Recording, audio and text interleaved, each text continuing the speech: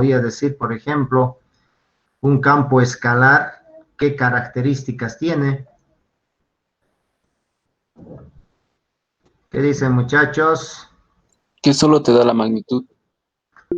Exactamente, Diego José Angulo, por si acaso estoy tomando apunte, Diego José Angulo. Le quería decir sobre el examen que se va a hacer hoy o no, sobre lo de auxiliatura. Perdón, no le escucho. Quería consultarle, Inge, si me dijo que el examen de auxiliatura iba a ser hoy a las 8:15. La magnitud física, Inge. Por celular. José Diego Angulo. Vas a disculpar, Diego. ¿Sabes qué? ¿Cómo podemos hacer? Hoy día no te voy a poder tomar. Haremos una cosa más. Terminando la clase, te voy a enviar un mensajito para ver qué momento tomamos. ¿Te parece? O me puedes llamar si quiere, Inge, o yo también le llamo para quedar mejor. Ya, perfecto. Después de la clase, ¿ok? Ya, está bien, Inge. Vas a disculpar, la verdad, se me ha ido. Perfecto, en ese quedamos, Diego. Está bien, Inge. Perfecto, ok. Bueno, muchachos, a ver, ¿qué decían? ¿Qué era un campo escalar?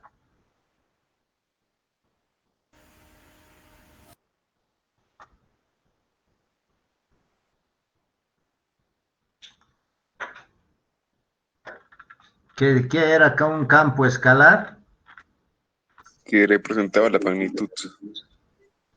Exactamente, ¿no? Como su compañero dice, Diego Claros Mercado, como resultado de la evaluación de esa función escalar, me da simplemente la magnitud, un número, vale decir, por eso se llama escalar. ¿Ok? Ahora, como por ejemplo podemos citar o podemos indicar, por ejemplo, la función de temperatura. Agarramos el termómetro y medimos en un espacio, en un determinado punto y a un determinado tiempo, y nos da, no sé, 30 grados. Entonces, no nos dice, simplemente nos está diciendo el valor, ¿no es cierto? 30 grados y listo, no hay otro dato más. Es uno de los ejemplos más claros. Ahora también tenemos los campos, mejor dicho, los campos vectoriales. Los campos vectoriales, como habíamos dicho, además de la magnitud, me da la dirección. ¿Ok? Además de la magnitud, me da la dirección. Entonces, a ese tipo de campos se los denomina campos vectoriales. Entonces, lo mismo, ¿no? Son funciones de espacio y de tiempo. Ahora, ¿cómo describimos en el espacio? Obviamente habíamos dicho que hemos visto algunos sistemas de coordenadas, ¿no? Esos sistemas de coordenada pueden adecuarse dependiendo del problema que queremos resolver.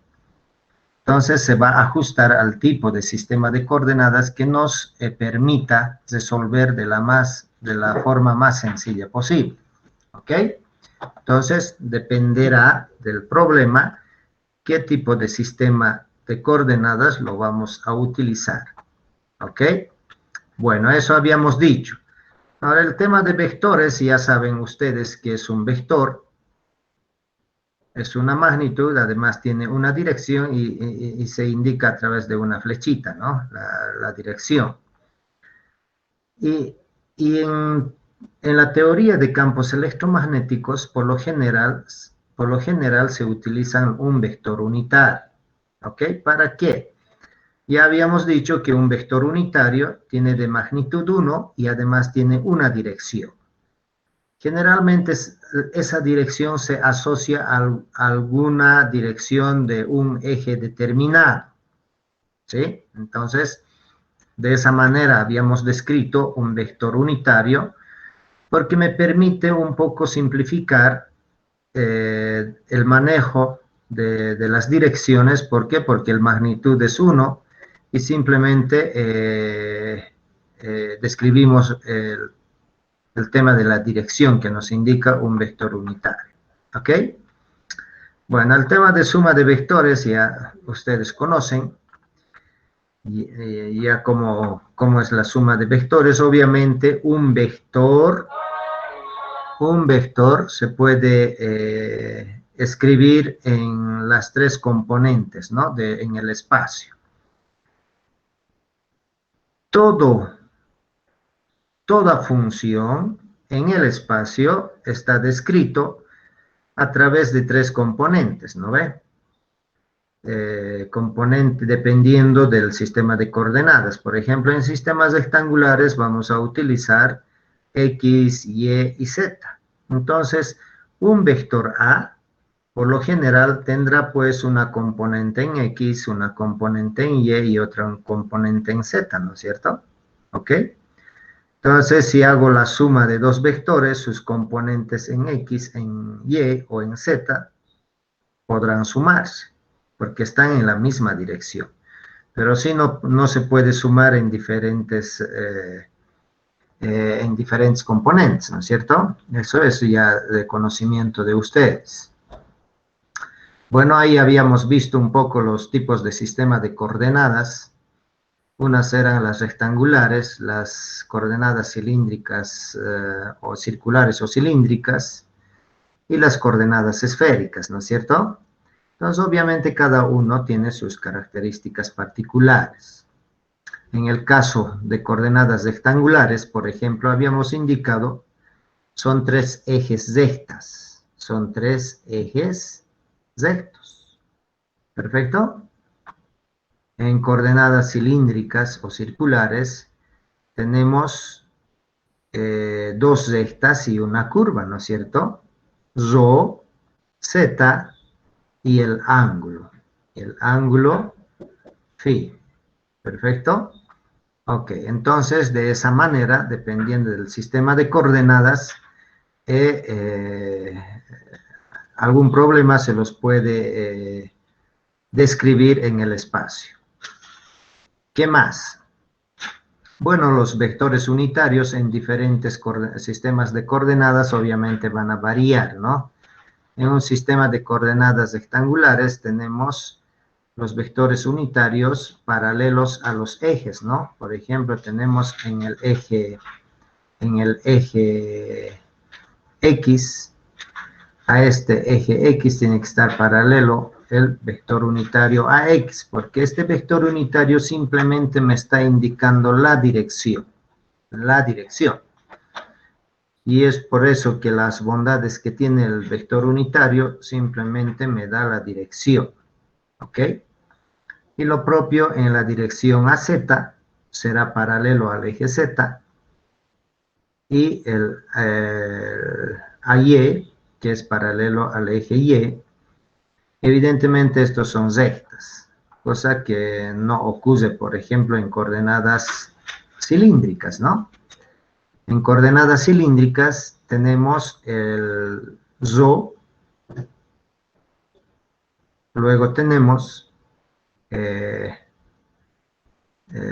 ángulo phi, y tenemos la recta Z, ¿no? Entonces, por ejemplo, el ángulo phi me describe un ángulo. Por eso, ¿qué habíamos dicho, por ejemplo? En coordenadas cilíndricas es de esta manera, se describe. Rho, aquí vamos un poquito a indicarlos. Rho va, si es coordenada cilíndrica, seguramente el eje, aquí un poquito para ilustrarles, yo podía poner el eje en este punto, ¿no? El eje del sistema de coordenadas cilíndricas. Por tanto, mi rho va a ser en este sentido, y phi va a describir toda una vuelta. Entonces quiere decir el vector unitario phi va a describir una curva, y Z va a describir una recta. Entonces cada eje en este caso no es lo mismo, ¿no? tienen sus propiedades particulares. Y en esféricas lo mismo, ¿no? ¿Ok? Entonces, por lo general, cualquier vector A o B, se puede describir en coordenadas rectangulares, cilíndricas o esféricas. Entonces, yo, por ejemplo, tengo vectores en coordenadas rectangulares. Si están en coordenadas rectangulares, seguramente van a tener componentes en la dirección AX, en la dirección AY y en la dirección AZ, ¿no es cierto? Si estamos describiendo un vector en coordenadas cilíndricas, seguramente ese vector va a tener en la dirección A sub rho su módulo A mayúscula sub rho, más A sub phi, su módulo, A sub z y su módulo. Luego tenemos en las esféricas también. Entonces, de esa manera se describen los diferentes vectores, ¿no? Dependiendo en el sistema de coordenadas que queremos describir. ¿Ok? Por otro lado, también habíamos dicho que se maneja mucho en la teoría electromagnética lo que se llama los elementos diferenciales. ¿Ok? Elementos diferenciales. Un pedacito en el espacio quiere decir un elemento diferencial. Ya ustedes conocen la teoría y el concepto de un diferencial. Es un elemento chiquito que tiende a cero, ¿no es cierto? Tan cerca de cero, pero nunca se pierde. Entonces tenemos un diferencial, por ejemplo, en sistema de coordenadas rectangulares, un cubo chiquito perfecto, ¿no es cierto? Entonces, un diferencial de volumen simplemente va a ser de X, de Y, de Z, y listo. Un diferencial de volumen en coordenadas cilíndricas va a ser rho, de phi, de Z. Y en coordenadas esféricas vamos a tener esta expresión. ¿Ok? Perfecto. Entonces, por lo general, vuelvo a reiterar, en la teoría electromagnética se utilizan estos tres sistemas de coordenadas, que son las más utilizadas. Bueno, ¿qué más habíamos dicho el anterior? Teníamos una, no sé si, teníamos una tarea, ¿no? Alguien tenía que dar una explicación, el diferencial, o de dónde sale esta expresión, ¿no es cierto? ¿Sí? No sé si alguien podía explicarnos, muchachos. Si Yo lo alguien hice. Yo Inge también. Yo lo también, hice. Inge. Yo igual. Ok, espere un rato, un minuto. Álvaro Santamaría, el primero que ha dicho. Sí, Inge. El segundo, espérese un ratito, el segundo, ¿quién fue? Yo Inge, creo. ¿Quién fue el segundo, perdón? Yo Inge. Dorian Méndez. No sé, Inge, es que hablamos muchos a la vez, creo. Bueno, Dorian Méndez, por lo menos estás aclarando, ¿no? Y alguien más, por favor. Yo Yo, Inge. Inge. Al mismo tiempo Bueno. y final. Hola, Estefanía Belén. Sí, Perfecto, le vamos a dar cobertura a una dama, ¿hecho? Estefanía. Perfecto. Entonces, Álvaro Santamaría, a ver, no sé si nos puedes presentar tu pantalla. Yo voy a dejar presentar y rápidamente una explicación, ¿ya? ¿Perfecto? Está bien. Sí, sí. Ok. Entonces, dejo de presentar y te doy la cobertura. Entonces, Álvaro Santamaría.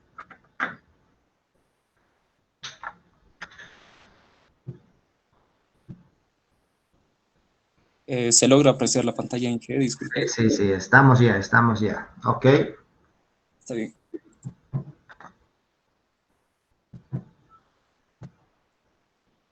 Bueno, vamos a comenzar con el diferencial de volumen en coordenadas esféricas, para el cual vamos a realizar la demostración. Bueno, en la demostración, coordenadas esféricas, trabajamos con tres ejes, el cual sería el eje X, el eje Y y el eje Z, donde nosotros sabemos que en coordenadas esféricas trabajamos con teta, r y phi. ¿Y qué representa cada uno de estos? R representa lo que vendría a ser la dirección radial donde crece la esfera, el en eje Z. Y phi es la proyección del vector R, de este vector, en plano bidimensional de X y de Y. Entonces nosotros sabemos que para que exista un diferencial de volumen, tiene que existir un teta inicial, aquí donde teta, y un teta final. Como también debe existir una dirección o una longitud, en este caso va a ser el diferencial de R. Como tenemos el diferencial de teta inicial y el de teta final, hace que exista el diferencial de teta.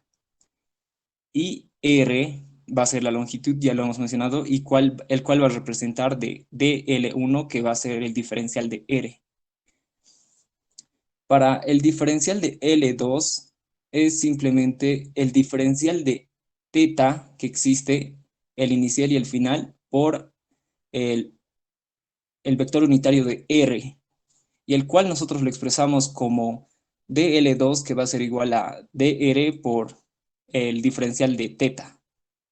dl3 sabemos que va a ser la variación que existe de phi, pero recordemos que phi es la proyección del vector r. Como se encuentra el eje entre x y y, que es phi, esto nos va a dar un ángulo, el cual va a ser el seno de teta, de aquí, el seno de teta. Y esto va a estar representado por la longitud, y el cual vamos a tener r por el seno de teta por el diferencial de phi. Y teniendo una vez todo esto, vamos a saber que el diferencial del volumen va a ser igual a el diferencial de R o de L1 más el diferencial de dr de teta, del diferencial de teta, más el diferencial de phi. Pero nosotros al reemplazar esto, tendremos que el diferencial del volumen va a ser igual a, reemplazando diferencial de R por el diferencial de R teta por R seno de teta diferencial de phi. Y multiplicando obtenemos el R al cuadrado por el seno de teta por el diferencial de R por el diferencial de teta y el diferencial de phi. Y con eso realizamos la demostración de diferencial de volumen.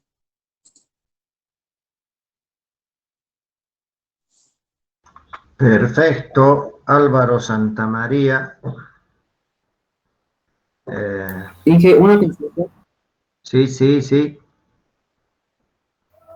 DL2 no debería ser R por d tita.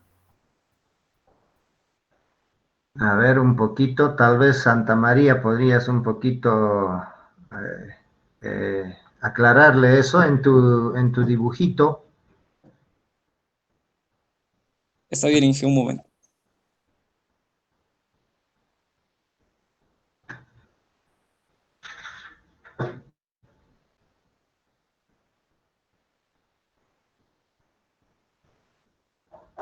Ahí tienes de L2. ¿Cuál era la duda? Preguntaba si debería ser R por d tita o está haciendo dr tita. No se entiende bien esa parte, Inge. Podemos representarlo de R por d tita, pero también lo podemos describir como dr por tita, no afecta en nada. Es que al momento de reemplazarlo, no sale como que R cuadrado, sale como que despejas de R y titas, estás ahí de más, digamos.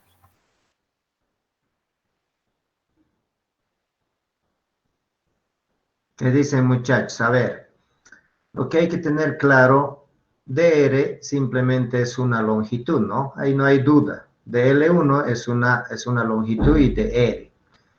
Y esta parte de L2 es un arco, ¿no? Es un arco. Entonces tuviera que ser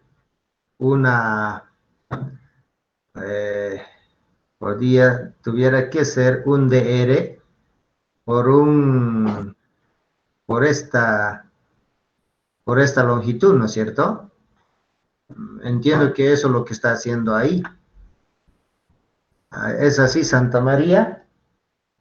Sí, ingeniero, eso sí. Y el tema de L3,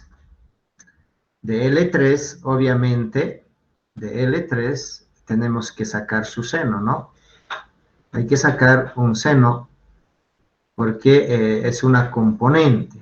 Entonces de ahí saldría, tal vez no se está explicando, a ver, tenemos de L1, de R, de L2, de R, phi, mejor dicho, de R teta, de L3, R seno de teta de phi, y en realidad esta suma, ¿qué era? En realidad esto es Es para representar el diferencial de volumen. Para que exista el diferencial de volumen tenemos que sumar el dr más el dr tita más el dr phi para que exista el diferencial de volumen. en realidad, como su nombre dice, volumen, es el producto de 3 dimensiones, ¿no ve? Entonces, tal vez yo pienso que hay un poco, hay un error de L1 por DL2 por DL3. Tuviera que ser el siguiente lámina que mostraste, me parece que complementaría eso. A ver, mostrar el siguiente lámina. Inge, una consulta, creo que sería el producto. Por eso, el producto es, en Sí, realidad, el diferencial. Creo que ha habido un mal análisis de la longitud de arco, porque en realidad sería R de teta. Exacto, Y sí. tendría que ser el producto de las 3. Ahora, sí, exactamente. Totalmente de acuerdo. Perfecto, Santa María. Bueno, Está bien, gracias. sí, me equivoqué al representar el dr tita. Exactamente, sí, pero el enfoque sí está perfecto. Gracias por la aclaración a sus compañeros, por si acaso. Bueno, a Está ver, bien, gracias. Dorian nos va a explicar mejor, dice. A ver, dale adelante, Dorian.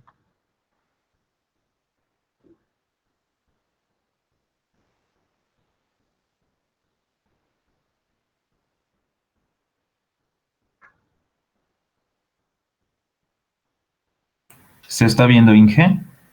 Ahora sí, estamos. Ahora sí, adelante, Dorian. Ya.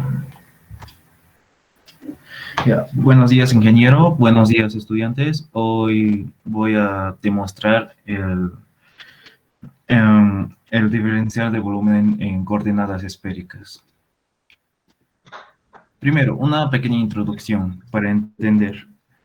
Existen 2 formas de demostrar el diferencial de volumen. Uno a través de un método geométrico y otro a través de un método analítico. Empezando con el geométrico, podemos darnos una pequeña introducción a las coordenadas rectangulares y a cómo hallar su diferencial de área.